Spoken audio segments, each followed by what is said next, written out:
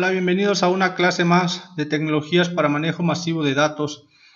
¿Qué vamos a ver el día de hoy? Esta es nuestra agenda: el crecimiento de los datos, el modelo de Big Data, los componentes, extracción, transformación y carga, comúnmente conocida como ETL. Vamos a empezar con el crecimiento de los datos. Por minuto se cargan 72 horas de nuevos videos en las diferentes plataformas que existen.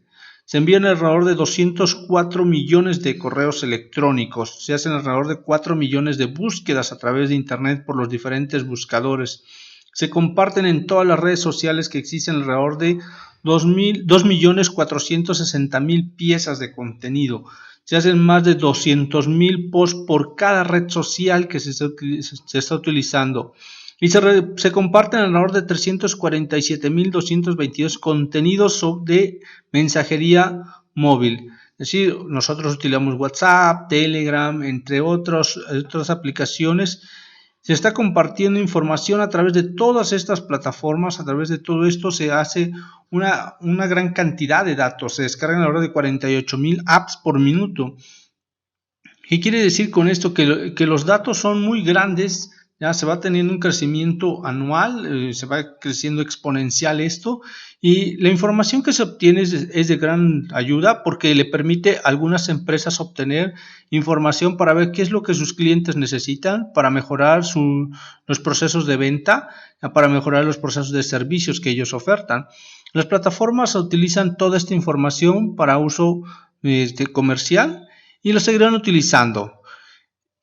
Vamos ahora a ver, por ejemplo, cuáles son las tecnologías de la información o cuál es la infraestructura que utiliza, es la infraestructura esencial que utiliza un smart grid o una ciudad inteligente que se le conoce comúnmente.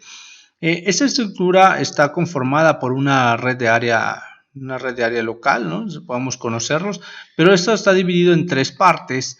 Que es la WAN, que es la de Business Area Network, que es la red de negocios, y en esto se puede utilizar las tecnologías Zigbee, que son de baja frecuencia, Wi-Fi o Bluetooth. También están las HAN, que son las de Home Area Network, y en estas también se utilizan Zigbee, Wi-Fi o Bluetooth. Y también están las NAN, que son para los vecinos, los Neighbor Area Network. Y aquí podemos utilizar PLC o 802.11, 802.15.4, estos estándares que se utilizan. Y toda esta comunicación que hay en toda esta red puede ser por medio de fibra óptica o por Ethernet o por tecnología 2, 3, 4 o incluso hasta 5G que actualmente se está utilizando. Cuando tenemos una ciudad inteligente, un smart grid que se le conoce, un sistema de comunicación inteligente, una red inteligente, vamos a tener que hay muchas fuentes de datos, hay sensores, ya todo esto está formado por el famoso IoT, que todo está interconectado, y como ustedes saben, toda interconexión que se necesita una red, y esa es la estructura básica de una red ya para un sistema de comunicación inteligente. Utilizamos diferentes tipos de redes, no solo es comúnmente encontrar Wi-Fi o Ethernet, ¿no? Podemos encontrar Zigbee, todavía se puede utilizar Bluetooth, pues hoy en día también 5G es más rápido todavía que algunos estándares de Wi-Fi. Y así es como va creciendo toda esta parte. Vamos a hablar de la arquitectura de Big Data para redes inteligentes. ¿Cuál es el ciclo de vida o cuál es el ciclo de cómo está compuesto esto? Tiene cinco fases, ¿ya? Que son el origen de los datos, la integración de los datos, el almacenamiento de los datos, la analítica de los datos y la visualización de los datos.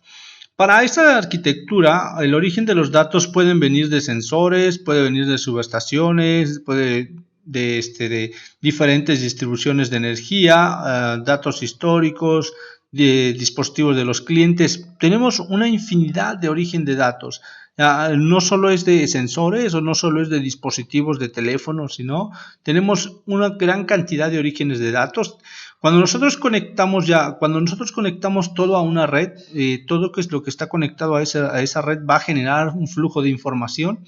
Y desde el momento en que nosotros conectamos un sensor o desde el momento que nosotros conectamos un televisor o conectamos un refrigerador a una red, está generando datos y todo ese flujo de datos se tiene que ir recolectando. Entonces, ese es el origen de los datos.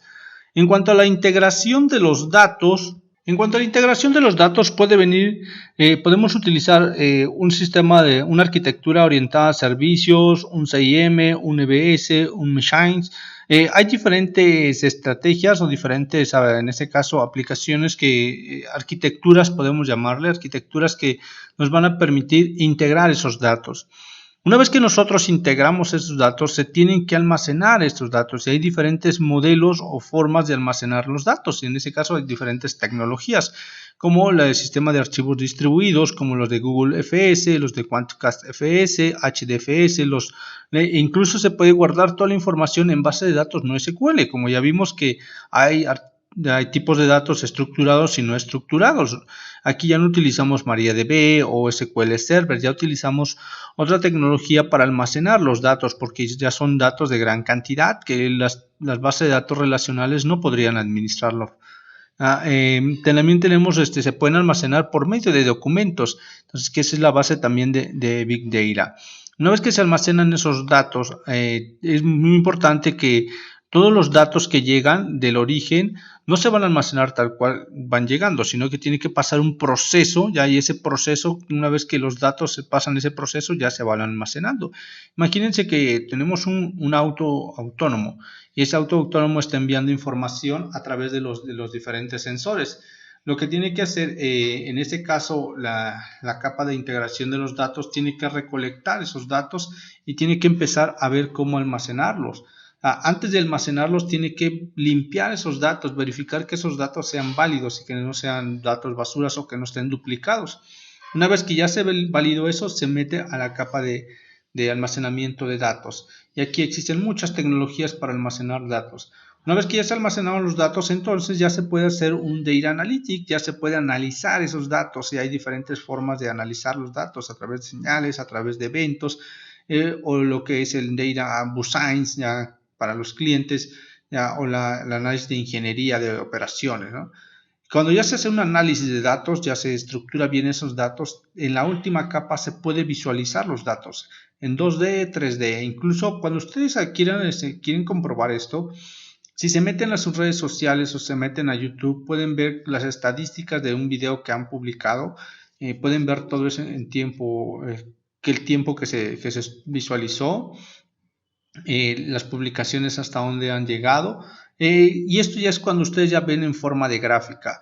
Esto es cuando ya vemos en forma de gráfica, pero tuvo que haber pasado un proceso. Por ejemplo, si el auto autónomo genera muchos datos, pasa la parte de la integración de los datos, se almacenan esos datos, se analizan los datos y por último ya en este caso el supervisor o quien está a cargo del proyecto, lo único que va a ver ya son datos concretos, los datos que ya le interesa a él.